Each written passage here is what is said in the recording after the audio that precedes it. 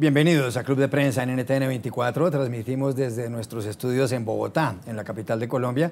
No olviden que al final del programa ustedes pueden encontrar apartes del mismo en nuestra página de Facebook, también por nuestra cuenta de Twitter y el audio, el podcast en SoundCloud. Y les doy la bienvenida a los invitados a este programa en el día de hoy. En primer lugar, Vlado, caricaturista de la revista Semana, columnista del diario El Tiempo de Bogotá y periodista de amplia trayectoria y muy reconocido. Bienvenido a este programa como siempre, Vlado. Gracias, Juan Carlos. Como siempre es un gusto estar nuevamente aquí, donde ya hemos repetido sesión y bueno, vamos a ver cómo nos va con nuestros temas que están bastante interesantes. Y está también con nosotros Gonzalo Guillén, periodista colombiano. Buenas, mucho gusto, es un honor estar acá por primera vez. También de reconocida trayectoria y galardonados ambos con premios nacionales e internacionales. Primer asunto, Vlado, hay campaña presidencial en Estados Unidos. Todo ello con miras a los comicios que tendrán lugar a principios de noviembre del año entrante. El próximo presidente norteamericano se posesiona el 20 de enero de 2017. Por el bando demócrata, mucha gente dice que la candidata más probable puede ser Hillary Clinton, exsecretaria de Estado. Pero en el lado republicano la cosa está muy interesante. Y está muy interesante porque desde que el pasado 16 de junio Donald Trump, el multimillonario neoyorquino, ofendiera a los mexicanos, pues Trump se ha convertido en el foco de atención, en el centro de atención. La vedette. En la vedette. Este domingo, en el programa Meet the Press de la cadena NBC, con Chuck Todd, el director, el señor Trump volvió a decir cosas que causan bastante curiosidad. La primera, dijo que los inmigrantes indocumentados en Estados Unidos tienen que irse. Y se calcula que hay 13 millones de personas sin papeles en ese país, el 63% de las cuales son mexicanas. Dijo que las familias de los inmigrantes pueden mantenerse unidos, pero que tienen que irse. Y para rematar, en el estado de New Hampshire, que es el segundo estado donde se vota en elecciones primarias en Estados Unidos, dijo que él sería el presidente más inteligente de todos los tiempos de Estados Unidos, que hay que controlarlo de México porque las empresas estadounidenses se están yendo para México, como por ejemplo Nabisco, la productora de galletas. La pregunta es, dado que Trump tiene un 22,3% en las encuestas, según Real Clear Politics, y lo sigue Jeb Bush, el exgobernador de la Florida, con un 10,3%, y después Scott Walker con un 8,5%, dado que eso es así, ¿hasta dónde llegará el señor Trump? ¿Será que puede llegar a convertirse en el candidato republicano? Bueno, pues a mí me parece que Trump es de estos personajes pintorescos que empiezan muy arriba y después se van diluyendo cuando la campaña y los debates se van poniendo serios, porque ahora pues decir todas esas cosas da titulares, da por supuesto muchas luces, muchos focos de los medios y del público en general, pero esas posiciones populistas y todo no son serias, todos lo sabemos. Sin embargo, en Estados Unidos uno puede esperar cualquier cosa, ¿no? Schwarzenegger fue gobernador de California, Reagan, que era un actor del que todo el mundo, que era un actor mediocre, terminó convertido en presidente, pero creo que Reagan tenía un poquito más de estructura que el señor Trump en el tema político. Y a la larga, si Trump fuera candidato o incluso presidente, pues también tendría su toque interesante porque sería bueno ver a los norteamericanos comiendo de su propio cocido. Un tipo al que seguramente sería un desastre, pero al que no le podrían echar la culpa a los norteamericanos de nada distinto porque serían ellos los que lo elegirían, así como eligieron y reeligieron a un personaje como George Bush. Pero yo, en el fondo, creo que esto se va a decantar y que de pronto también puede resultar damnificado Jeb Bush en favor de alguna tercería. Gonzalo Guillén, ¿hasta dónde podrá llegar Donald Trump en esta campaña presidencial diciendo lo que dice? Porque hay quienes señalan en Estados Unidos que Trump en cierto modo es un producto del Partido Republicano de los últimos años, un partido radicalizado, a veces de ultraderecha en algunos sectores como el partido del té o el llamado Tea Party, contra los inmigrantes y demás. Bueno, sí, yo creo que él representa y dice cosas que en los Estados Unidos quieren oír, lamentablemente. Y es sorprendente que tenga este 22%. Creo que, pues bueno, yo no soy partidario, lo veo como un gran peligro y además no solamente por las propuestas de estas nazis, casi de sacar a los inmigrantes y eso, sino que si fuera presidente de los Estados Unidos, yo creo que ese tipo podría llegar a una guerra nuclear o alguna cosa de esta, porque no se mide, no para. Es un tipo sumamente peligroso, diría yo. Pues parece un payaso, pero un payaso muy peligroso. De alguna manera refleja a muchas de esas candidatas a los reinados que él organiza y que él patrocina, ¿no?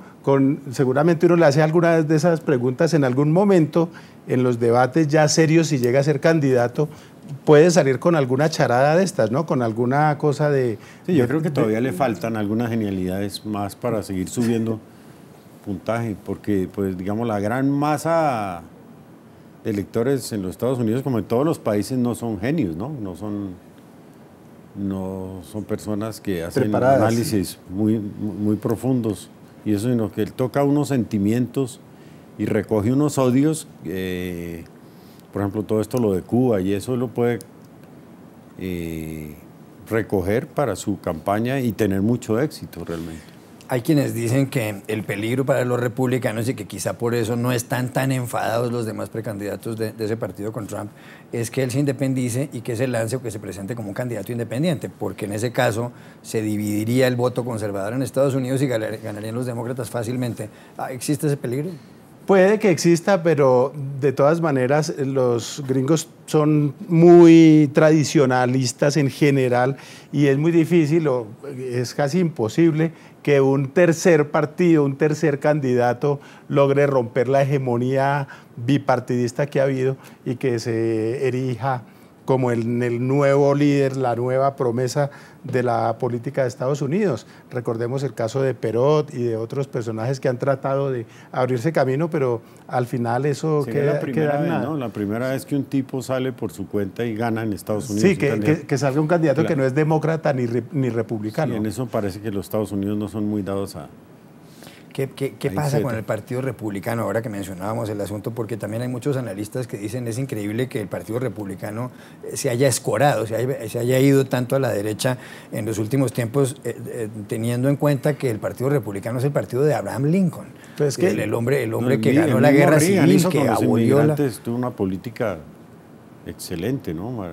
Maravilloso, pero también es como una tendencia mundial, una polarización entre el liberalismo y el conservatismo, algo muy radical, y se está yendo. Sí, el Partido Republicano es preocupante ver hasta dónde yo creo que se está recogiendo ese sentir nacionalista que se está viendo tanto también en Europa, ¿no? Donde la gente ya está harta, digo yo, la gente que no tiene formación y que no tiene criterio, está harta de que lleguen inmigrantes supuestamente a quitar los puestos, a quitar los empleos, que de todas maneras los propios nacionales de esos países no quieren realizar, ¿no?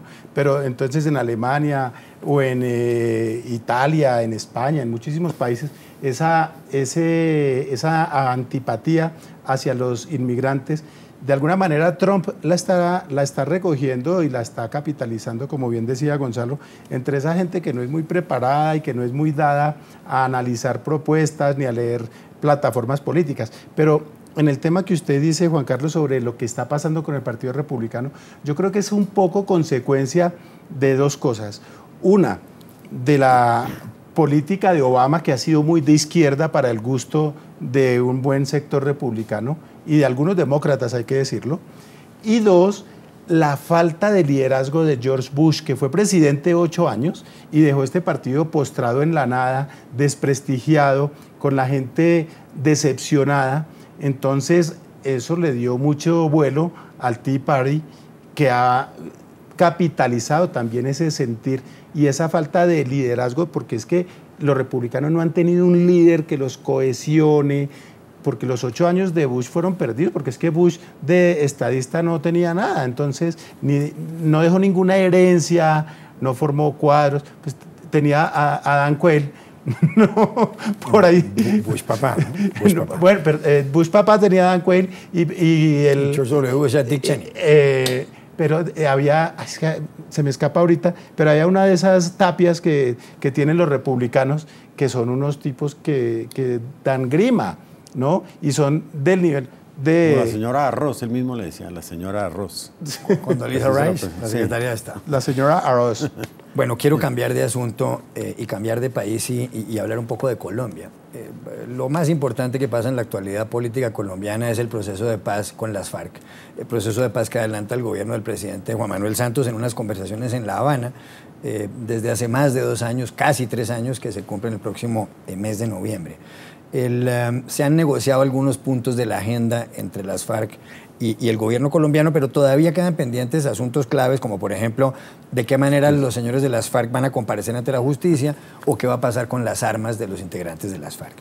La semana pasada, el presidente Juan Manuel Santos, en la revista Semana, en una entrevista titulada Estamos cerca, refiriéndose a la paz, dijo que para implementar los acuerdos podría crearse un congresito. Es decir, ¿qué ocurre? Si se acuerda algo con las FARC, pues habrá que trasladar eso, convertir eso en leyes.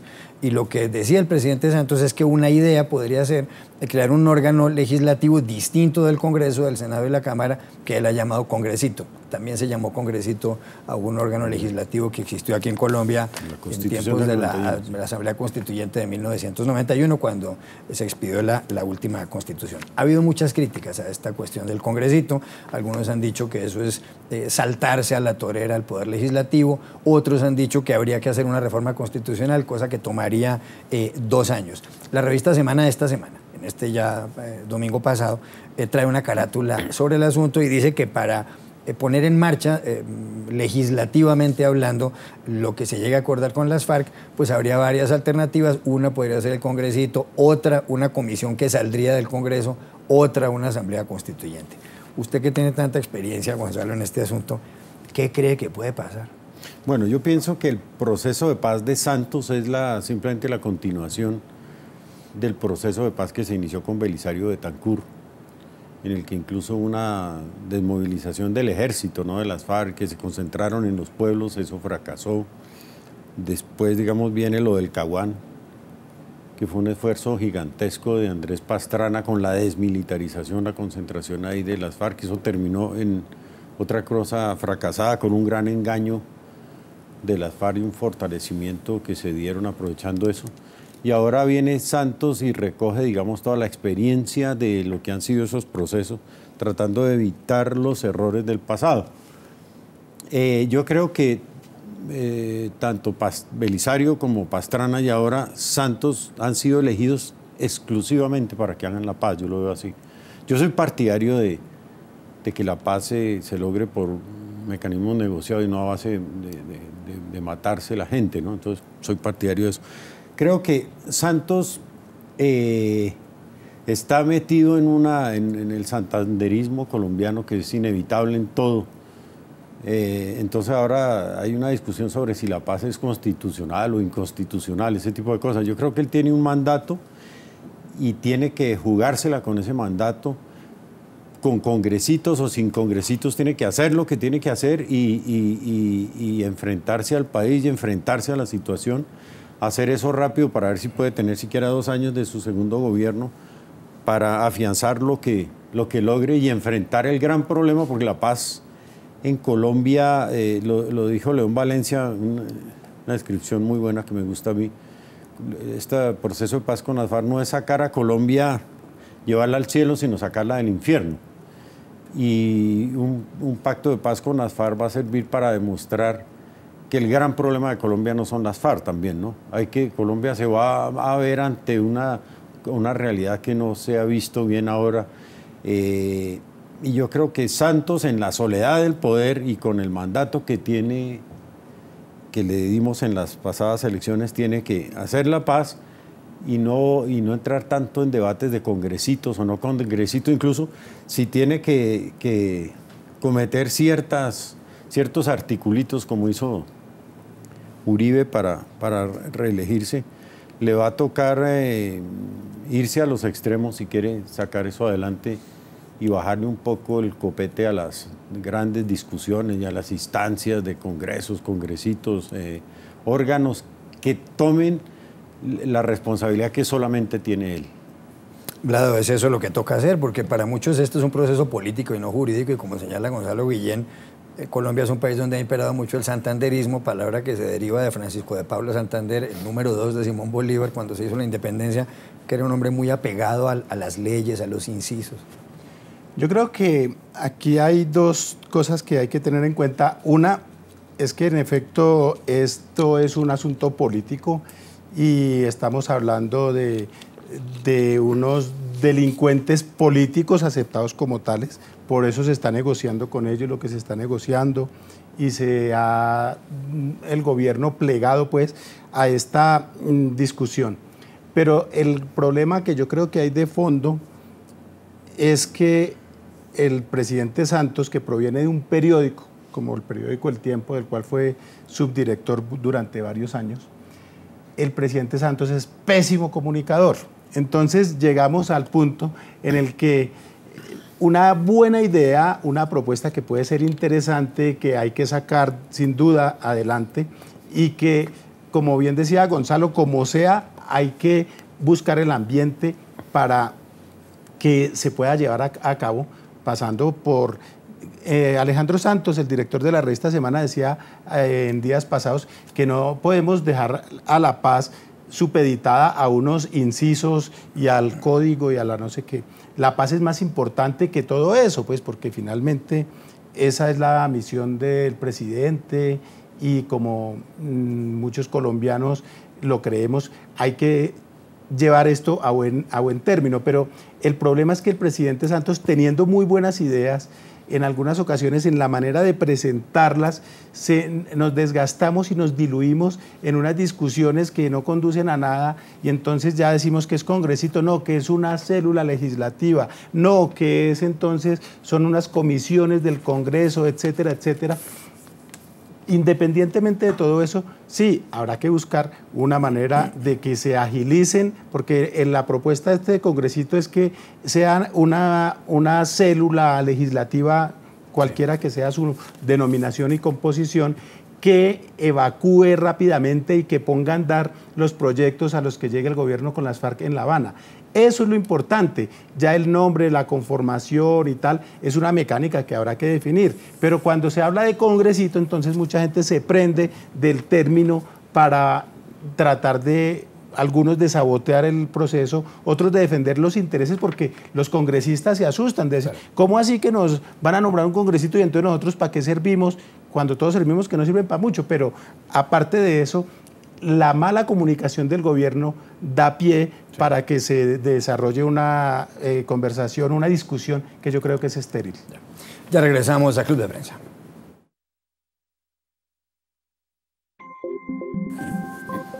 Volvemos a Club de Prensa en NTN 24 desde nuestros estudios en Bogotá, en la capital de Colombia. Gonzalo, usted publica un artículo inquietante en la revista Semana, de esta semana, en el Semanario Colombiano. Colombia ha sido un país donde ha habido, como en muchos otros, magnicidios. El problema es que en Colombia no se han aclarado. En 1830 fue asesinado Antonio José de Sucre, la mano derecha de Simón Bolívar, y no se sabe muy bien quién lo mató. En 1948 fue asesinado Jorge Eliezer Gaitán, caudillo liberal, y no se sabe muy bien quién ordenó la muerte. Y el 18 de agosto de 1989 fue asesinado Luis Carlos Galán, un político liberal, en ese momento tenía una disidencia, pero iba a volver al Partido Liberal y para muchos iba a ser presidente de la República en las elecciones siguientes, y fue asesinado en Soacha, un municipio muy cerca de Bogotá, al occidente de Bogotá. No se sabe muy bien quién lo mató, qué había detrás de eso. Se cree, por supuesto, que fueron los grandes carteles del narcotráfico. Pero en su artículo usted da un dato sorprendente, y es que el jefe de escoltas, uno de los jefes de escoltas de Luis Carlos Galán, que fue asesinado en una manifestación en donde hubo evidentes fallas de seguridad, Jacobo Torregrosa, que hasta ahora había sido dado por muerto, aparentemente, según unos indicios que usted revela en la revista, está vivo. Y este hombre, además, fue quien dijo, tal como usted lo cuenta, que Galán sí podía ir a esa manifestación sobre la cual existían dudas en materia de seguridad porque no iba a pasar nada. Y tampoco colaboró mucho a la hora incluso de subir el cuerpo herido mortalmente de Galán al automóvil para que lo llevaran a una clínica. ¿Qué es exactamente esto que usted cuenta ahí? ¿Por qué es tan impactante? Porque, repito, a Torregrosa se le daba por muerto. Bueno, primero que todo, Torregrosa fue un teniente de la policía, llegó hasta ese grado, hasta el grado de subteniente, teniente, de ahí lo botaron porque le robaba a sus compañeros, pasó a las aduanas, lo votaron por corrupto, que ya es muy grave que uno lo voten por corrupto de las antiguas aduanas de Colombia.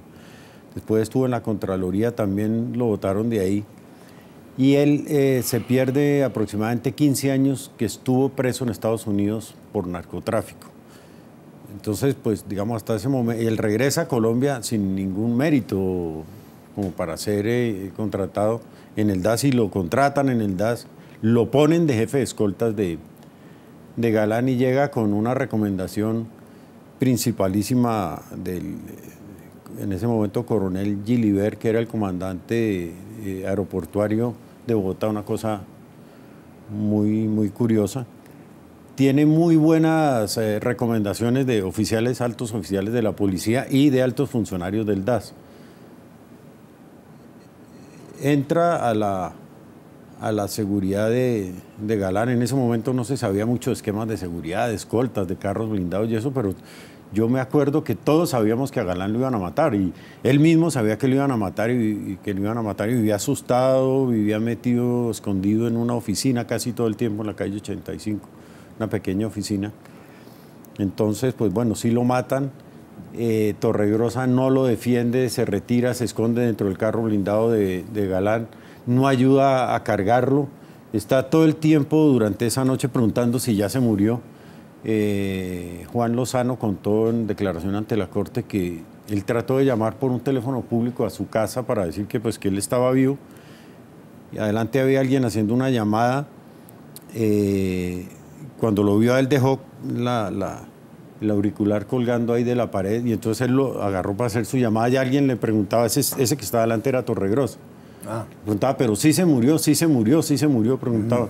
Entonces él colgó. Juan Lozano, asesor de Galán, y asesor que del secretario privado. Y sí, hay otro episodio de una conversación que tuvo, estando solo Juan Lozano en la oficina. Me contó esto, no está en la crónica, pero entró Torregrosa, estaba él solo ahí, Galán se había ido, llegó, entró, usó el teléfono del candidato, hizo una llamada hablando en inglés, y esa llamada muy seguramente fue con uno de los mercenarios de Yair Klein, que entrenaron a los 18 guardaespaldas que Torregrosa sicarios que Torregrosa seleccionó y llevó a la plaza, y debilitó la escolta, dejó solo cinco escoltas, de los cuales 3 eran afines a los sicarios, 18 sicarios, y mataron a Galán, y ya se sabe que el comandante de la policía de Cundinamarca estaba metido el alcalde de Soacha también. Y en estos 2 minutos que nos quedan, ¿por qué no nos cuenta por qué cree usted, cuáles son los indicios que dicen que Torregrosa está vivo? Bueno, es que con la nueva unidad de contexto de la Fiscalía, y como esto ya es un crimen de lesa humanidad, entonces no prescribe, y se han dedicado nuevamente a investigar. Entonces se encontraron que Torregrosa tiene 3 tumbas, y no lo enterraron en ninguna de ellas. La mamá dice que lo enterró en la de Santa Marta, y ahí no está, ni hay registro de que haya muerto en Santa Marta. Un hermano dice que lo enterró en Ciénaga, y allá tampoco hay nada, y la mujer dice que está enterrado en Suba, y ahí tampoco hay nada, ni hay registros de que lo llevaron a una cripta o a una tumba. Entonces, pues muy raro que una persona tenga 3 tumbas y no esté en ninguna de las 3 tumbas, ¿no? Luego se encontró que la esposa, que obtuvo la pensión de jubilación que le correspondía por ser esposa de él, viaja mucho a Venezuela, cobra en Cúcuta y se va y regresa. Entonces, ¿cobra la pensión? Sí. ¿La pensión de viuda? La pensión de viuda. Y la hipótesis de los investigadores es que está en Venezuela.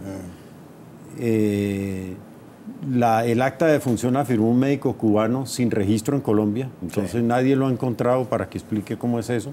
Y cuando pidieron hacer la exhumación del cadáver, salió una certificación de un hospital en Santa Marta diciendo que lo habían cremado. Entonces, pues bueno, hay otro personaje muy, muy, muy importante en esto, que está cambiando la historia de la era que llamamos nosotros el narcoterrorismo, y de la historia de lo que pasó con Galán, que se llama Jairo Lozano. que se había perdido, también lo habían dado por muerto. Él era un tipo de contrainteligencia de Rodríguez Gacha y él era el que le pagaba a los de la policía. Sí. Entonces a este señor lo encontraron con otro nombre en Granada Meta, comenzó a colaborar y está contando muchas cosas que no se sabían y está dándole un giro completamente nuevo a esto. Yo creo que esa historia hay que investigarla de nuevo y contarla de nuevo. Ya es hora de que se sepa qué pasó ahí. Últimos 30 segundos de programa, 30 segundos. No, yo creo que esta es una historia que este mismo domingo entre algunas personas la veían y pensaban en algo escalofriante, porque es muy importante localizar a este señor, porque él es el verdadero eslabón perdido en esta cadena de inculpaciones y de impunidad que también ha tenido el crimen de Luis Carlos Galán más de 2 décadas después de su asesinato. Entonces yo creo que es muy importante que podamos conocer la verdadera historia, no solo de la localización de este caballero, sino del asesinato de Galán, y en ese sentido este señor Torregrosa es una ficha clave. Ya regresamos a Club de Prensa. Volvemos a Club de Prensa en NTN 24 desde Bogotá. Gracias, Vlado, por haber estado aquí. Gracias, Gonzalo Guillén. Y a ustedes los espero mañana nuevamente en Club de Prensa.